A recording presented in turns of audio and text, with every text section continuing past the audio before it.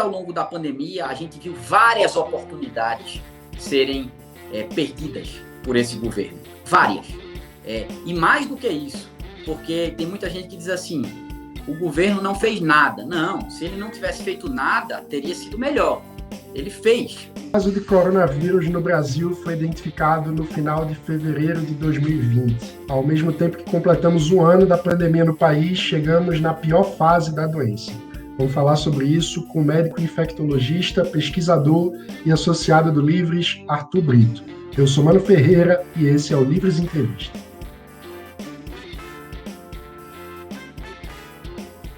Arthur, muito obrigado por conversar com a gente.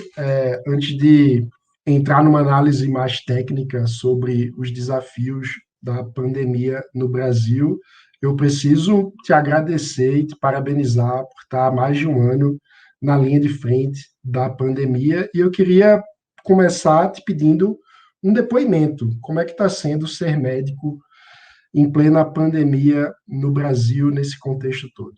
Tudo bem, mano? Como é que você tá? Mais uma vez aqui com vocês, é sempre um prazer. Muito obrigado aí pela sua consideração, como sempre.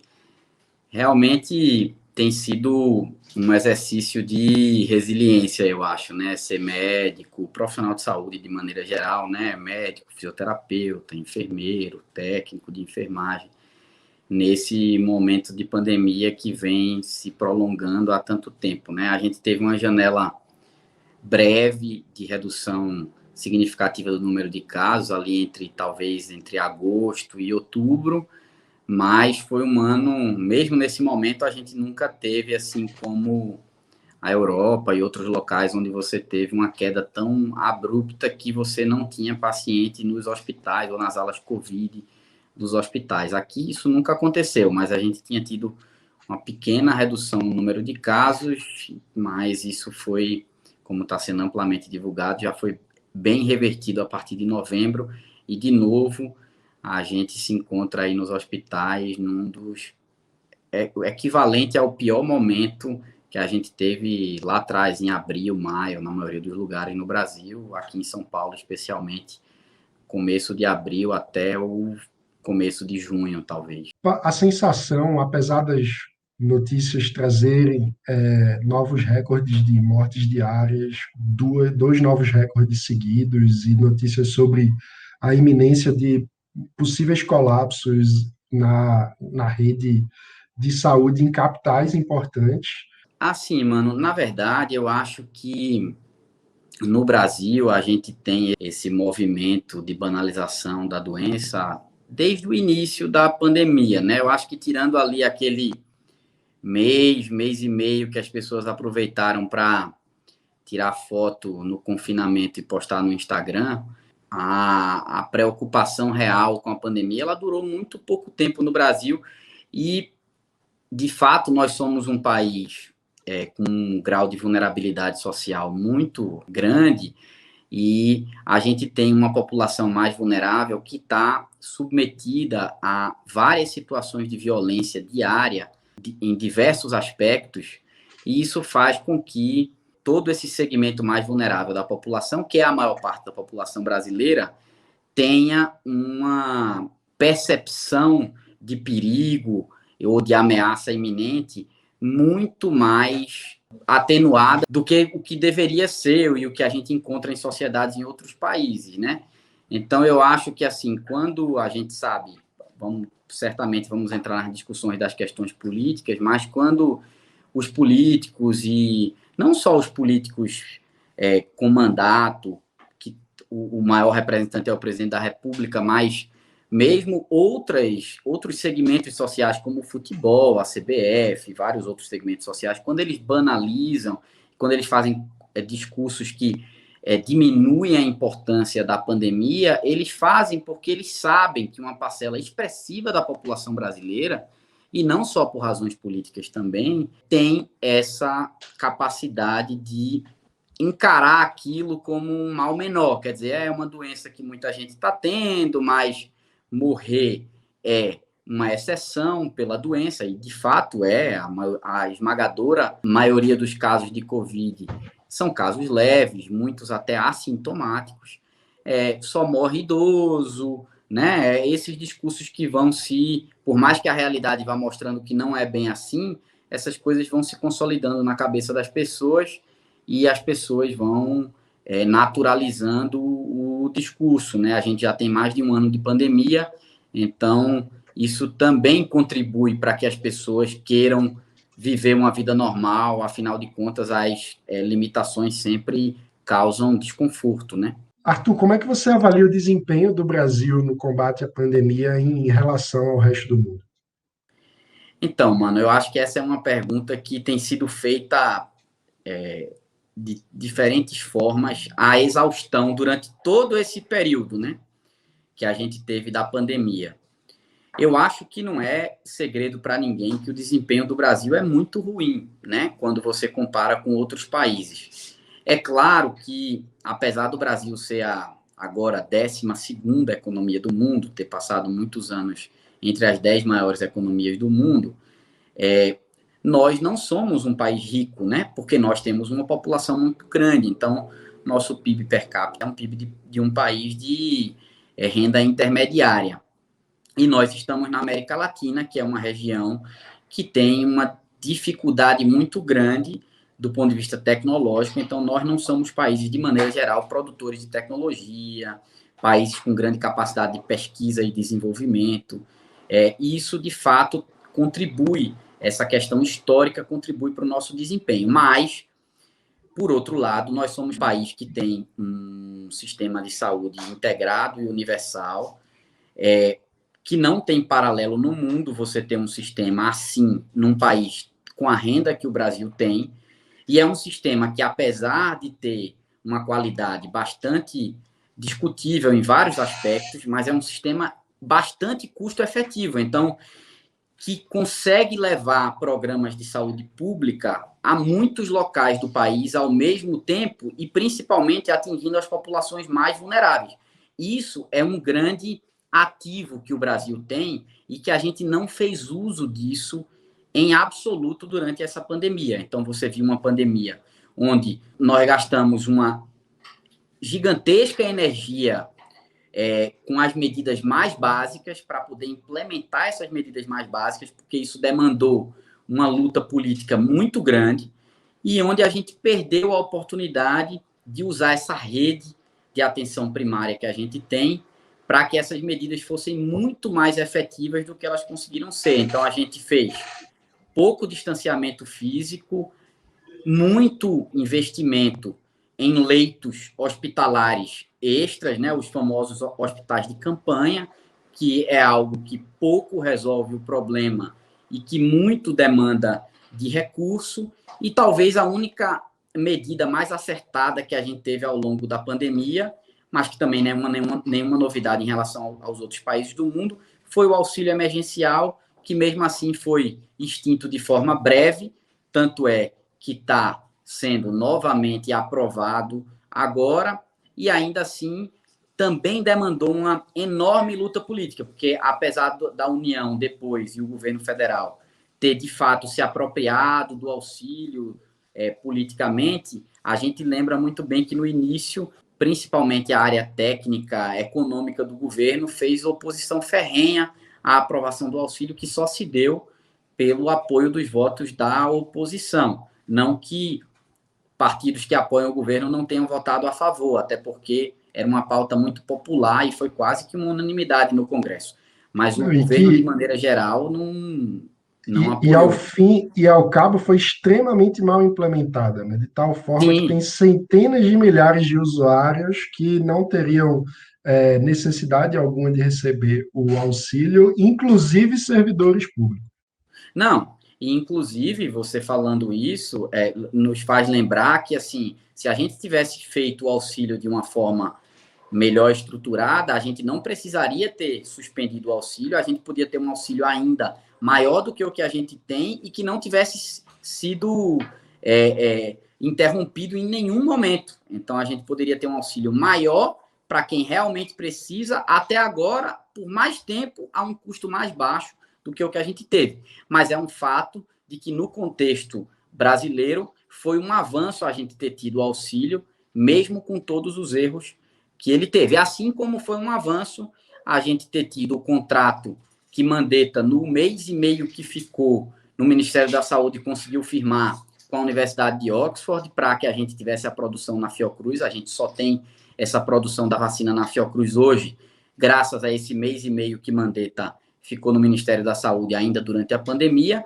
e também foi um avanço, mesmo que com toda a pirotecnia, o governo de São Paulo e o governador Dória ter trazido a produção da vacina para o Instituto Butantan, e a gente ter hoje a produção da Coronavac também em território nacional. Agora, falando em resultados gerais, um dado que me chamou muita atenção é que o Brasil, apesar de ter 3% da população mundial, hoje tem cerca de 10% das mortes por Covid. O que é que você comenta sobre isso? Eu acho que isso só demonstra, de fato, como esse encadeamento de erros que nós tivemos levou a um resultado catastrófico, né? Porque o Brasil, além de só ter 3% da população mundial e ter 10% das mortes, o que já de cara demonstra uma grande assimetria entre onde a gente está e onde a gente deveria estar, o Brasil também tem uma condição geográfica muito favorável para o combate ao vírus, porque apesar de a gente ter uma população bastante concentrada no litoral, a gente tem muitos espaços vazios entre as grandes cidades brasileiras, o que permite um controle muito mais efetivo da circulação do vírus. É algo que os Estados Unidos e a Europa, por exemplo, não conseguem fazer, e a gente teria conseguido fazer aqui no Brasil. E a gente desperdiçou essa chance, pelo que todo mundo fala, mano, eu participei de vários debates, as pessoas têm muito a preocupação de tentar fazer um debate não partidário, não político. O problema, no caso brasileiro, nesse momento, é que quem politizou a pandemia não fomos nós, médicos, trabalhadores da saúde, sociedade em geral, foi o próprio governo. Então é muito difícil a gente não politizar o desastre que a pandemia se tornou no Brasil, entendeu? Então, assim, não tem como eu falar que o Brasil tem 3% da população e 10% das mortes e não culpar o governo federal por grande parte dessa fatura que a gente está pagando como sociedade. Apesar de, reforçando o que eu falei na primeira intervenção, compreender e entender que a gente tem uma sociedade e uma população que tem muita facilidade em reduzir a carga e o peso do que foi e do que está sendo essa pandemia no Brasil, quando comparado com a sociedade civil organizada de outros países. Pois é, mas você falando de incompetência do governo federal, rapaz, só porque a gente mandou para o Amapá as vacinas que deviam ser do Amazonas, só porque o ministro da Saúde falou que o inverno no Nordeste acontece quando, na verdade, é o verão. Não, e assim, mano, não é só isso. Veja a gravidade do que a gente viveu no Brasil nos últimos meses. A gente teve uma nova variante que surgiu aqui, uma variante que a gente ainda não entende bem qual vai ser o impacto real dela, mas a gente já tem pistas de que será um impacto muito negativo, inclusive com o risco real de reduzir de forma importante a efetividade das vacinas que a gente tem e das que a gente não tem, das que a gente vem negociando ainda a compra. E quando você teve essa situação de total descontrole em Manaus, vários pesquisadores e estudiosos já dizendo ao governo que aquilo ali era um fenômeno não esperado dentro da já que Manaus estimava-se tinha tido 75% da população já com imunidade natural na primeira onda. Então, não era esperado você ter uma nova segunda onda de magnitude tão elevada. Então, a gente já sabia que alguma coisa estava acontecendo. Em dezembro ainda, o Japão já tinha avisado ao Brasil que 3 turistas japoneses, quando voltaram ao país, traziam uma variante nova. Então, o governo já tinha essa informação através do Ministério de Relações Exteriores. Isso foi divulgado, inclusive, na imprensa. E aí você deixa faltar oxigênio naquele local. Para piorar, como solução, você transfere os pacientes de Manaus para outros estados da federação sem qualquer controle sanitário. Você não impede a circulação de pessoas de Manaus para outros estados, sabendo que você poderia ter tanto pessoas com sintomas leves buscando atendimento em outros estados, porque não havia estrutura em Manaus, como muitas pessoas que porventura poderiam estar infectadas de forma assintomática, mas que também transmitiriam o vírus, pegando voos comerciais, saindo e entrando de Manaus naquele momento, e com vacina disponível dias depois, que você poderia ter feito uma coisa muito simples, que a gente chama de bloqueio vacinal, ou seja, se você tem 5 milhões de doses para o Brasil, naquele momento, manda tudo para Manaus, vacina a população de Manaus inteira, não importando se tratava-se de idoso, grupo de risco ou não, porque o que você queria era diminuir a circulação de vírus, de uma nova variante do vírus naquele momento, que você estava tentando impedir que ela saísse de Manaus e fosse para outros lugares. Nada disso foi feito. O ministro da Saúde foi para Manaus depois de muita gritaria, se estabeleceu em Manaus como se ele tivesse qualquer capacidade de ajudar naquele momento, estando em Manaus. Ou seja, ele montou um gabinete de crise lá em Manaus, que não tomou nenhuma dessas medidas, puro teatro, puro circo. E aí a gente sabe agora que Araraquara, aqui no interior de São Paulo, que foi a primeira cidade a decretar lockdown no Brasil, no contexto dessa segunda onda, 92% dos casos foram causados pela variante de Manaus. Não preciso dizer que São Paulo é o maior polo e centro médico do país, grande parte dessa população, eu como infectologista vi isso na prática, em todos os hospitais que eu trabalho, uma imensa quantidade de pessoas de Manaus, do Amazonas e de estados vizinhos vieram se tratar em São Paulo por medo da falta de estrutura que estava cometendo o norte do país. Veja, você não tem como culpar ninguém por buscar ajuda. O governo é que deveria ter estabelecido uma política de guerra naquele momento para tentar evitar o pior, e nada disso foi feito. Então, assim, a gente, ao longo da pandemia, a gente viu várias oportunidades serem perdidas por esse governo. Várias. E mais do que isso, porque tem muita gente que diz assim, o governo não fez nada. Não, se ele não tivesse feito nada, teria sido melhor. Ele fez.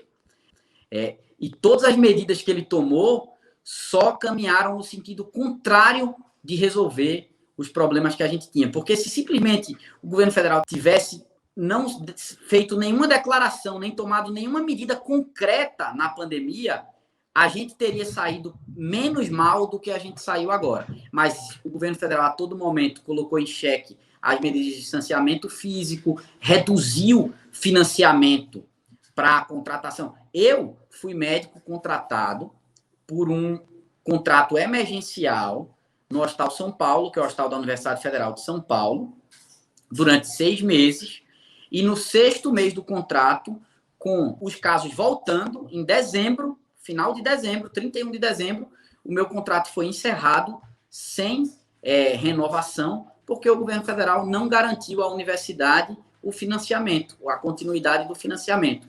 Continuei no hospital por mais, até agora, basicamente, como voluntário, como médico voluntário. Mas porque foi o local onde eu fiz a minha residência médica, é um local que atende, de fato, as pessoas de grande vulnerabilidade, mas o próprio hospital ficou sem financiamento, sem condições de atendimento.